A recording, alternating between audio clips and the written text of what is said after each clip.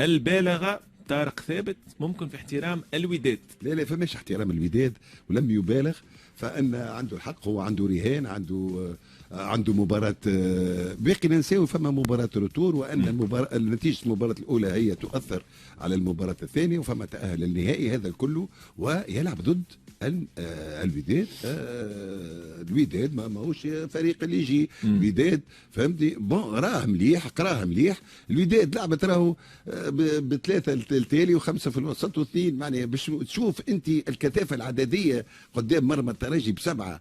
المشكل اللي القوة نتاعهم في بوسفيان وأملود لي دو زاريير. اي خويا كي هما معناها ماشي جايين وعندهم الفنيات معناها عنده فنيات كبيره، يسون بون دريبلور، يسون بون كذا، بون هذيك يلزمني نغطي المنطقه نتاعها. المنطقه نتاعو يلزمو يغطيها غشه من ناحيه وبقره من ناحيه اخرى. معناها كيفاش نقولوا اللعب نتاع اسلوب الوداد هو اللي فرض السلوك الترجي معناها جماعيا، مع يلزم يتعامل مع المنافس ومع خصوصيه المنافس. اي خويا معناها نخلي انا بوسفيان ونخلي انا املود ماشي قال شو ما نرجعش لا. دونك هو غشه وبقره وجدوا انفسهم مضطرين لتغطيه المنطقه اللي فيها بوسفيان واملود. باهي تبقى معناها بون بسرعه، خاطر المباراه بسرعه. المشكل تاع الترجي هو كومون فير سورتير سيت بريمير بال. ما نجموش يخرجوا اول كوره. عليه ما نجموش؟ وهذا سهل. علاش؟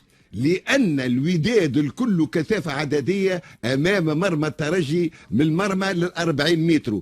كل مره الترجي تسترجع الكوره الوداد يعمل لهم البريسينغ المضاد وياخذوا لهم الكره، والا الترجي الرياضي التونسي بالبريسيبيتاسيون ما فماش معناها شكون يتحرك لهم من قدام حامل الكره يسرا اوبليجي دو ديجاجي، ولا تمشي كره ان ديشي تكنيك كبير. دونك ما عرفناش كيفاش نستغلوا الكره ذيك، وصعب جدا. تو واحد يبدا يتفرج في داره ويبدا يتكلم، اما صعب كي واحد يلعب غادي راهو صعيبه ياسر. ما عليناش، مش هذا الموضوع. بون جات الترجي 5 دقائق 5. علاش باقي انا معناها ننوه ونركز على لو جيست تكنيك؟ الكره نساو اللي هي كلها تكنيك ولعبه وجو شيخات كل سنتينيل وما نعرفش.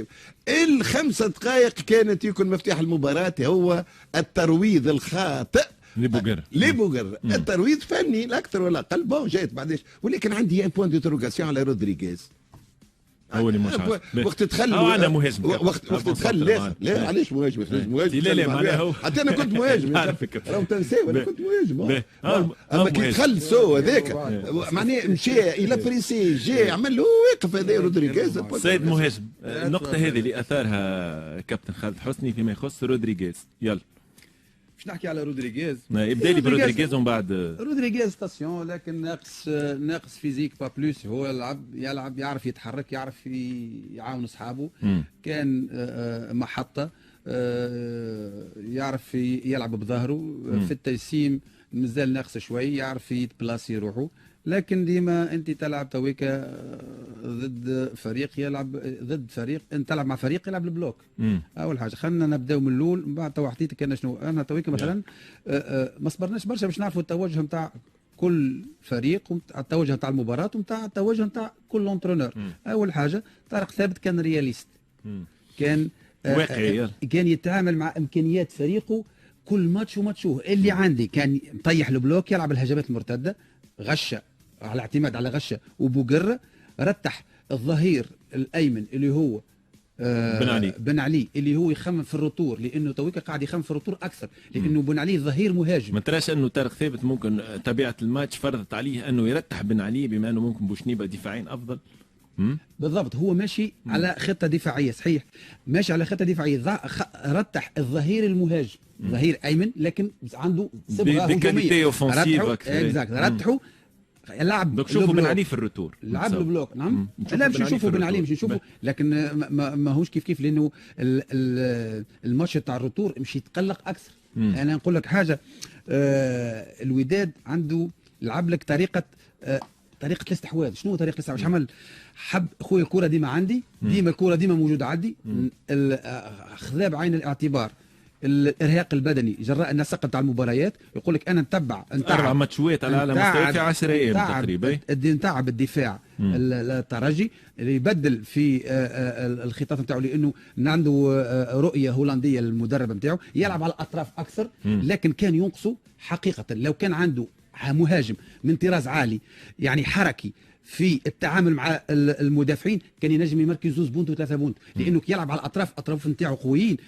ما المهاجم الرابح ما استغلش القوه نتاع الاطراف في التحركات نتاعو. البحري ما استغلش القوه نتاع الاطراف نتاعو. يمكن عندك قال بو سفيان والعملود وناجم كانوا يقفوا باش يخليوا ديما الترجي في طريقه تنتهج طريقه دفاعيه، لانه قاعد يطلب في الفراغات ما بين، يستغل في المساحه ما بين تكون لاعبي الارتكاز، الدفاع المدافعين ولاعبي الارتكاز، باش يخلق تفوق عددي.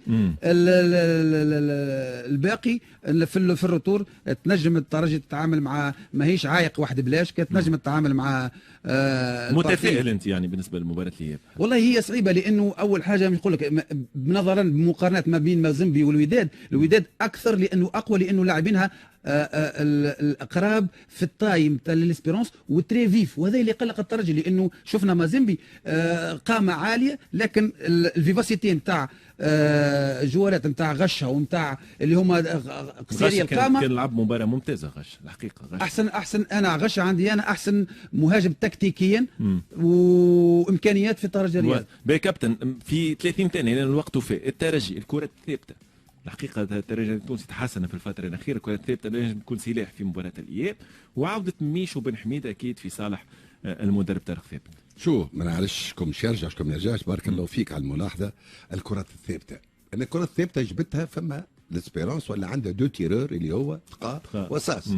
اي خويا كي ساس ما يلعبش، فما تقا البارح تقا ما شات حتى شوطه جكر كل شوط فيه مش عليك. انت عندك سبيساليست دي بالاريتي، انت عندي مدرب انا عنده تقا، وعندك توغاي ومريح ما معنيناش. اما عليه البارح ما شاتش. احنا بعض داكور. اش قلت لي اخر؟ قلت لي مميش وبن حميد. يحتمل مميش ما نعرفش خويا توا. المدرب يعرف شو يعمل. انت تبدل كابتن مميش وبن شريفيه توا؟ خويا المدرب تو يعرف. انا اسمع المدرب قريب اكثر مني انا. تبقى الترجي انا بحب نقول لك صراحه، انا تفاجات البارح اللي مش في المرمى بصراحه، معناها ما عندي ما اخبي. ثانيا يمكن الترجي شو القوه الامور اللي ريناها، الاخطاء اللي قامت بها الترجي على الاجناب من شو اسمه ذا وقت انتهاء لي دوزر لاتيرو. يحتمل لك يدخل بن علي ويدخل شو اسمه، يحتمل يمكن معناها الخطوره هذه تنقص. كابتن بنعم ام لا الهدف يتحمل مسؤوليته معز بن شريفيه ولا؟ انا عمري ما نحمل عمري ما نحمل هدف للعبه. لا ما نقزموش بن شريفيه